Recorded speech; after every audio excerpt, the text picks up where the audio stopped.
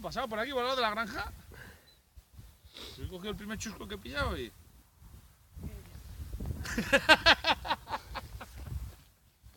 Estaba ahí mismo, ¿no? Es que yo he ido hasta la granja y se veía súper cerca. Pues si todavía tan lejos. Mira, despega, a ver, que queremos ver el rescate.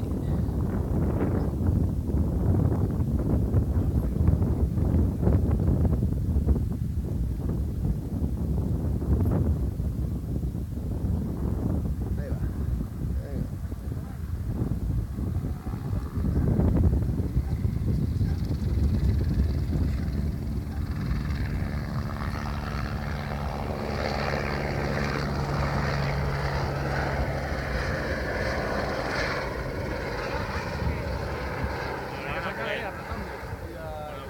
Porque es el único raso que hay.